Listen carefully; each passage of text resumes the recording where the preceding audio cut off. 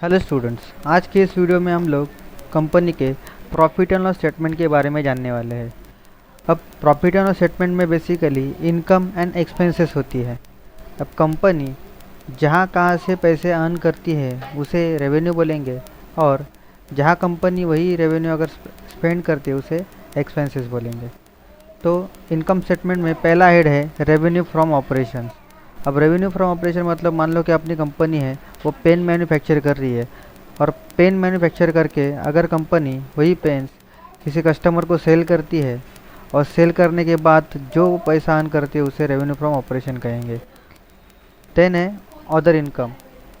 अब कंपनी का main operation है कि वो पेन बेचकर अर्न करे, लेकिन अगर कंपनी ने अपना वेयर हाउस रेंट पर दिया है और वो जो रेंट अगर मिल रहा है तो वो कंपनी का अदर इनकम हेड में आएगा, क्योंकि वेयर हाउस रेंट पर देना ये कंपनी का मेन ऑपरेशन नहीं है।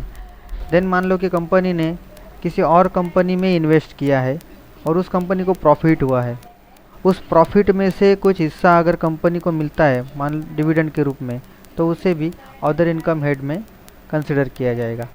वैसे ही अगर कंपनी ने बैंक में फिक्स डिपॉजिट रखे हैं या फिर बॉन्ड्स लिए हैं तो उसके अगेंस्ट मिलने वाला इंटरेस्ट जो होता है वो भी कंपनी के लिए अदर इनकम में गिना जाएगा।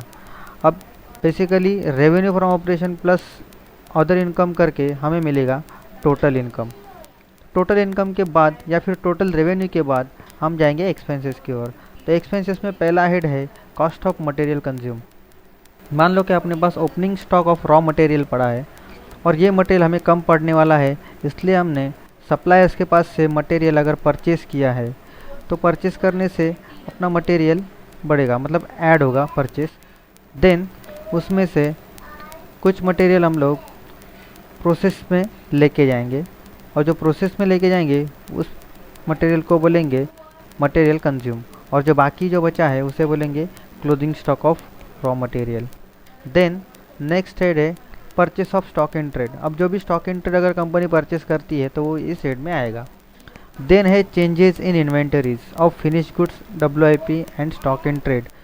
जो भी opening stock of raw material and finish goods है उसमें से जो रॉ मटेरियल था वो तो कॉस्ट ऑफ मटेरियल कंज्यूम में चला गया, तो बाकी जो फिनिश गुड्स का एंड WIP का जो ओपनिंग एंड क्लोजिंग स्टॉक का जो डिफरेंस है वो इस चेंजेस इन इन्वेंटरीज में आएगा। देन है एम्प्लॉयज़ बेनिफिट एक्सपेंसेस। अब एम्प्लॉयज़ बेनिफिट एक्सपेंसेस मतलब मान लो कि कंपनी अपने स्टाफ से रिलेटेड कुछ एक्सपेंसेस करती है। अब इसका बेसिक एग्जांपल है सैलरी, या फिर अपने लेबर्स को वेजेस देती है तो wages, salary and PF contribution, ये एक्सपेंसेस जो है ये एम्प्लॉयज़ बेनिफिट एक्सपेंसेस में आएंगे। Then finance cost. मान लो कि कंपनी ने बैंक से लोन लिया है, तो ऑब्वियसली जब लोन लेगी बैंक तो बैंक को उसके अगेंस्ट इंटरेस्ट पे करना होता है, तो ये जो इंटरेस्ट पे किया है ये कंपनी के लिए फाइनेंस कॉस्ट है। वैसे ही अगर कंपनी ने डिबेंचर इशू किए हैं और डिबेंचर इशू करके जो पैसे डिबेंचर होल्डर से लिए हैं उसके अगेंस्ट भी कंपनी को उन्हें इंटरेस्ट पे करना होता है, ये भी कंपनी के लिए फाइनेंस कॉस्ट कहलाएगी। Then depreciation and amortisation expenses. अब मान लो कि कंपनी के पास ये टेंजिबल असेट्स है जिसे हम छू सकते हैं या देख सकते हैं।